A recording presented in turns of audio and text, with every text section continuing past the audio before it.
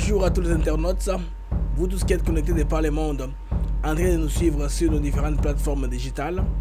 Je suis Blaise Mukenge et je vous apporte cette chronique ici qui va parler du panafricanisme, de la renaissance à la nuisance du panafricanisme. Vous allez comprendre que de plus en plus qu'il y a de nouveaux concepts qui se créent.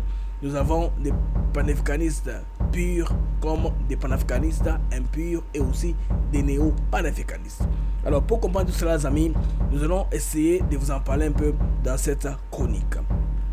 Rafraîchissons notre mémoire grâce au recours historique pour entrer de plein pied dans le sujet d'aujourd'hui.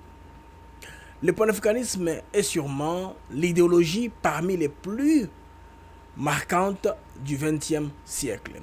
À l'origine, à la fin du XIXe siècle, c'est un mouvement qui provient de la diaspora de la Caraïbe et des Afro-Américains dans les couches sociales qui résultent de l'héritage de la traite atlantique. Il est porté essentiellement par des intellectuels, des artistes, des militants qui font la promotion du monde noir, centré sur l'Afrique et les communautés diasporiques. Alors, ce mouvement a été catalyseur de l'émancipation, de l'affirmation et de la réorganisation ou la réappropriation de l'identité des sociétés africaines pour combattre les discours colonisateurs des Occidentaux. Le panafricanisme est le cadre qui a permis de mettre fin au colonialisme et d'enclencher les indépendances, de promouvoir la paix, la démocratie populaire et les droits humains en vue de la conquête de l'action citoyenne africaine. Le panafricanisme est sans nul doute le creuset des bases intellectuelles de la décolonisation, le guide pour les sociétés africaines nouvellement indépendantes sur le continent. Pour mener à bien ce tâche, le parcours du panafricanisme a été complexe avec les deux groupes issus de ce mouvement. Le premier, le groupe de Casablanca, prônait une Afrique sans frontières avec une intégration profonde et une fédération unie d'États africains. Le second, le groupe de Monrovia, souhaitait une alliance plus souple de coopération économique progressivement centrée sur l'État-nation. Ce dernier idéal a prévalu et a été à la base de la création de l'organisation de l'Union africaine dans sa forme actuelle. Cependant, la vision du groupe de Casablanca restera un credo de ralliement et d'élargissement des vues pour tout panafricaniste, qui ont été à la naissance et à la renaissance du panafricanisme. Le panafricanisme possède son père fondateur à la personne de W.E.B. Du Bois. Marcus Garvey a été son grand chantre et les visionnaires de ce mouvement se sont retrouvés dans des conférences tenues pour sensibiliser tous ceux désireux d'adhérer à leur idée. Les plus tenus d'entre eux furent Kwame Nkrumah du Ghana, Sobukwe de l'Afrique du Sud, Jomo Keïta du Kenya, Modibo Keïta du Mali, Sékou Touré de la Guinée, Lamine Senghor du Sénégal et bien d'autres. Parmi les dames panafricanistes de l'époque, on va citer par exemple Dara Aboubakari et Audley Moore de la diaspora états-unienne et tant d'autres. Après les indépendances africaines, parmi les militants panafricanistes, les plus célèbres, on citera Patrice Emery Lumumba, le premier premier ministre de la RDC. Nous avons Malcolm X, Martin Luther King et Harry Belafonte des États-Unis. Tous les dirigeants et politiciens africains qui n'ont pas caché leur hargne à combattre les anciens colonisateurs et ont donné de leur vie sont des panafricanistes avérés comme Ouari Boumediene, Ahmed Ben Bella de l'Algérie, Edi Ben Barka du Maroc, Marien Ngouabi du Congo-Brazza, Thomas Sankara du Burkina Faso, etc., etc. Les artistes musiciens et écrivains comme Fela Kuti du Nigeria, Myriam Makeba de l'Afrique du Sud, Aimé Césaire de la Martinique ont été des figures marquantes de cet activisme.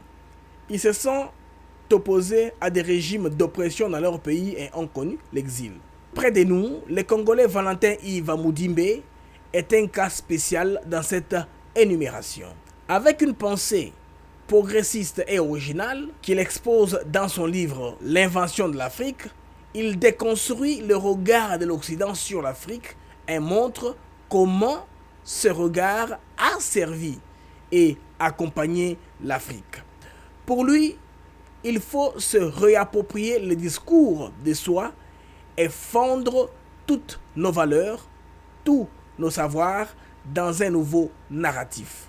Aux intellectuels, Mudimbe propose une démarche d'indiscipline intellectuelle qui viserait la brisure du discours colonial qui avait imposé la discipline aux intellectuels africains. Dans cette indiscipline, l'Africain devra se réapproprier le discours colonial et le retourner contre ses auteurs.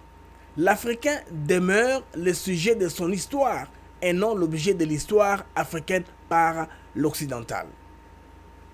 Kémy Séba, d'origine béninoise, a l'avantage d'un discours anticolonial serti des propositions directes et concrètes telles que l'utilisation d'une monnaie africaine, les retraites du franc CFA qui ne valident pas les concepts de la souveraineté.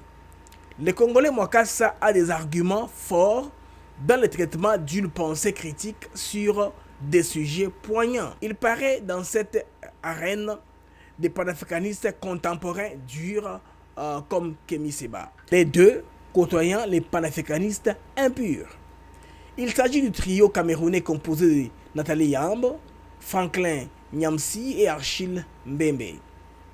Malgré l'intellectualisme avéré, ils diluent leurs réflexions dans des adresses politiques où l'injure facile et la propension à rabaisser l'image de certains présidents africains incommode, hélas, laissant place à une appréciation mitigée d'eux. S'ils s'inscrivent dans l'essor préoccupant d'une Afrique convoitée et pillée, leur lutte contre les présidents africains ne révèle plus que d'un panafricanisme à rebours.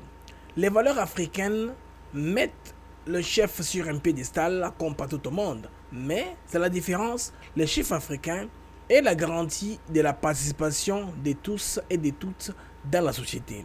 Si Kémy Séba est chassé de son Bénin natal pour des injures contre le président de la République du Bénin, Patrice Talon, on ne l'a pas volé.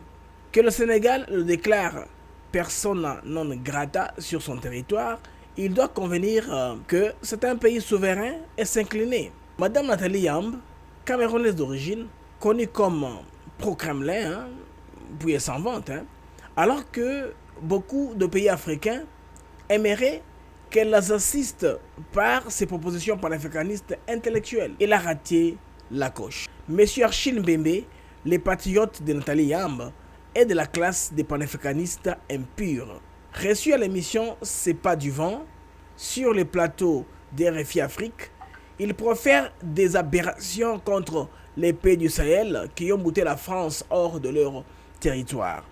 Une situation médiatique ridicule dans cette posture d'un Africain commandant des Africains d'avoir chassé des Français sur un plateau français. Quelquefois, la duperie n'est pas loin de l'enfermement.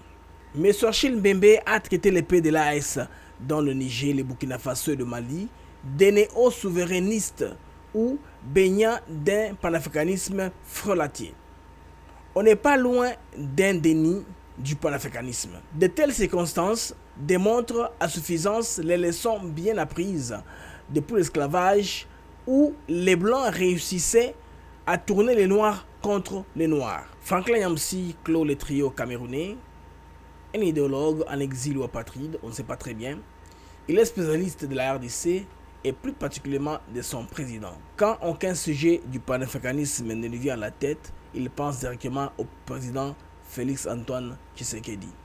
Il prépare des portions piquantes et malodorantes pour faire gober ses multiples abonnés à travers le monde. Il a l'injure facile envers les chefs d'État congolais et ne se fatigue pas malgré ses efforts inlassables dans la recherche des termes indécents. Au lieu de retourner au Cameroun, son cher pays, où rien ne va, à part l'industrie de l'alcool, du crime, où trône un président dont la longévité mérite bien quelques éloges injurieux. Franklin préfère séjourner dans les bras des dames de la France qui lui prêtent son air, son vent, son soleil, sa lune pour s'en inspirer et s'en prendre aux Africains. En République démocratique du Congo, il y a un adage qui poursuivra Franklin un de ses jours. Cet adage dit ceci: à l'étranger, tu es au sommet de l'arbre. Nous laissons à M. Nyamsi les soins de décrypter cette sagesse africaine à laquelle il n'est plus habitué. Nous allons conclure sur des questions d'importance inégale. Le panafricanisme peut-il défendre les intérêts et les alliances de tous les Africains en vue de l'unité d'un grand ensemble partageant les mêmes inspirations devant les enjeux d'un monde multipolaire? Première question. Comment le panafricanisme peut être utilisé pour faire face à la réalité actuelle du recul de la démocratie sur le continent? Et en d'autres mots, une démocratie constitutionnelle, fruit de l'Occident et présente partout en Afrique, peut-elle vivre à côté d'une démocratie populaire d'essence africaine? Deuxième question. Le discours panafricaniste devrait, à notre avis, désavouer d'où qu'ils viennent des discours ou des images réductrices de l'Afrique et de l'Africain dans des clichés caricaturaux du continent mendiant, miséreux et de l'homme sans histoire et sous-développé. Le débat contre l'Afrique sont nombreux. Ils utilisent les prismes trompeurs de démocratie de façade, de la politique de 2 poids 2 mesures, de l'absence de l'Afrique au sein du Conseil de sécurité, ou encore des agressions des Occidentaux par nation africaine interposée, des forces des Nations Unies perpétuant le colonialisme en Afrique. Pour vaincre cette guerre, les complices doivent être bannis d'une façon ou d'une autre. L'exemple le plus patent étant celui du Rwanda, renégat au service des Occidentaux. Pour arriver à libérer complètement l'Afrique, des hommes de la trempe d'Alain Foka, des jeunes présidents burkinabé Ibrahim Traoré devraient influencer sur l'esplanade.